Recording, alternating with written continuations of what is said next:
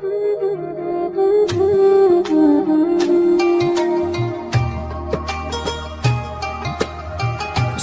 lagi kita saksikan Kultum Ramadan yang akan dipersembahkan oleh Pondok Pesantren Al-Fakhriyah Batu Raja.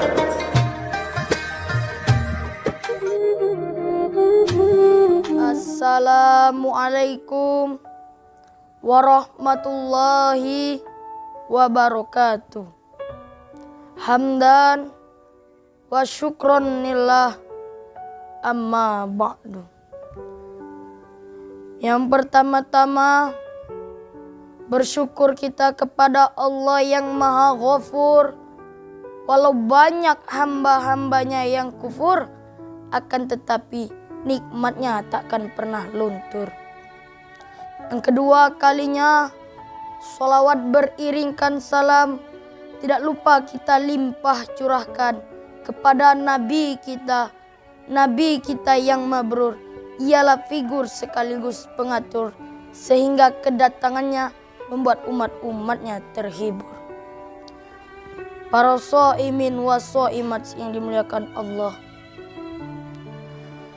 kembali lagi kita di Kultum Ramadan ini, masih dalam misi yang sama, masih dalam bab yang sama, yaitu ketika Allah memberi perintah, maka Allah akan iringi dengan balasan-balasan dan ganjaran-ganjarannya. Kalau pada pertemuan sebelumnya Allah iringi perbuatan-perbuatan baik kita dengan ganjaran-ganjaran yang baik, maka pada pertemuan ini akan saya sampaikan ganjaran Allah terhadap orang yang meninggalkan ibadah puasa. Para shaimin wa shaimat yang dimuliakan Allah,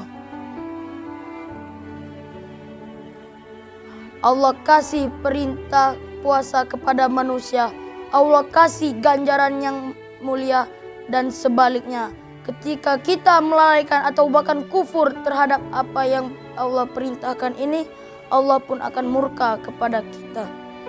Sebuah sabda Rasulullah SAW dinyatakan, Nabi menyampaikan, ketika aku sedang tidur, kata Nabi, datang serentak dua orang laki-laki yang memegang erat lenganku. Aku dibawa, kata Nabi, ke puncak gunung yang sangat tinggi. Ada perbedaan tafsir hadis di sini. Ada yang mengatakan Nabi dibawa fisiknya. Ada juga ini adalah mimpi nyata seorang Nabi. Karena mimpi seorang Nabi pun adalah petunjuk beda dengan mimpinya seperti orang-orang biasa seperti kita ini. Maka beliau sampaikan dan menjadi rujukan bagi kita. Ketika aku, kata Nabi, sudah berada di dalam ketinggian gunung itu, aku mendengar ada suara teriakan yang begitu keras. Teriakan yang bernada menjerit. Teriakan-teriakan yang isinya minta pertolongan. Nabi bertanya, apa teriakan itu? Itu teriakan apa, kata Nabi kepada dua orang laki-laki ini. Dua orang laki-laki ini adalah malaikat Allah. Malaikat tidak menjawab, akan tetapi Nabi justru dibawa ke tempat yang lain. Sesampai di tempat itu, nampak di hadapan Rasulullah SAW orang yang sedang disiksa oleh Allah. Bagaimana bentuk siksaan itu? Manusia yang disiksa Allah, Allah gantung, Allah ikat kakinya, Allah gantung kakinya ke atas sementara kepalanya berada di bawah. Na'udzubillah summa na'udzubillah. Apa yang dilihat terhadap Rasulullah SAW, orang yang digantung itu? Orang yang digantung itu para shaimin was shaimat meronta-ronta, menjerit ungkapan-ungkapan penyesalan. Namun terbata-bata ucapan dari mulutnya. Kenapa? Karena mulutnya sudah dialiri dengan darah yang mengucur. Darah itu tiada henti mengucur dari mulutnya. Petanda pedihnya siksaan ini. Rasulullah bertanya kepada dua malaikat ini, wahai malaikat Allah, ini aku sedang saksikan manusia yang sedang disiksa oleh Allah. Aku saksikan Dia sedang digantung dengan keadaan kepala di bawah sementara kaki berada di atas. Mengalir dari mulutnya darah yang tiada henti. Aku tanya kepada engkau malaikat, ini orang dosa apa yang telah dia buat selama di dunia, sehingga siksaan ini yang Allah berikan? Dengan gamblang malaikat itu menjawab dengan serentak, mereka itu Rasulullah adalah orang-orang yang ketika berpuasa mereka sudah berbuka duluan sebelum waktu berbuka datang. Mereka tidak puasa ketika Allah perintahkan puasa. Baik mereka itu begitu menentang perintah Allah, tidak mengindahkan perintah Allah, maupun mereka itu berdalih ingin menipu Allah dengan segala dalihnya.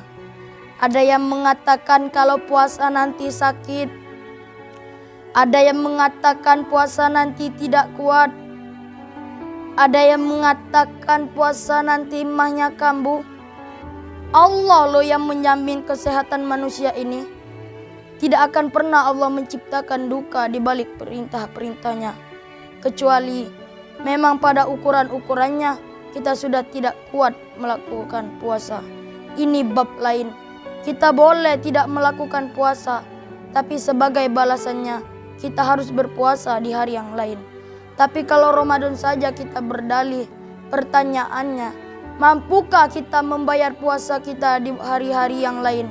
Ini adalah pertanyaan besar bagi kita. Ini siksaan Allah yang Allah berikan kepada orang-orang yang tidak berpuasa. Hadirin yang dimuliakan Allah, ini adalah salah satu balasan nyata yang Allah berikan kepada orang-orang yang tidak berpuasa. Belum lagi konsekuensi yang akan ia terima ketika dia tidak berpuasa. Maka dia tidak beriman, maka dia tidak akan pernah mendapatkan ganjaran orang-orang yang beriman. Belum lagi ketika dia tidak berpuasa di bulan Ramadan, dia tidak akan pernah mencapai derajat takwa yang Allah janjikan. Maka dengan kata lain, balasan atau ganjaran yang orang yang bertakwa itu pun tidak akan pernah Allah berikan kepadanya. Maka na'udzubillah summa na'udzubillah. Jangan-jangan kesulitan hidup kita ini, ketakutan yang selalu melanda kita ini, kegelisahan yang selalu menghantui diri kita ini, itu adalah akibat pembangkangan kita atas perintah Allah Subhanahu wa taala.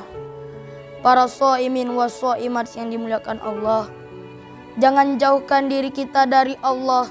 Marilah kita berpuasa ketika Allah perintahkan kita berpuasa, karena sungguh banyak nikmat berada di balik perintah puasa ini, dan juga sangat besar dan pedih siksaan ketika kita membangkangkan diri kita dari perintah Allah untuk berpuasa ini. Semoga kita dikuatkan oleh Allah untuk menjalankan ibadah puasa ini. Semoga kita akhirnya nanti akan menjadi orang-orang yang muttaqin. Terima kasih atas segala perhatiannya. Mohon maaf atas segala kekurangannya. Akhirul kalam. Assalamualaikum warahmatullahi wabarakatuh.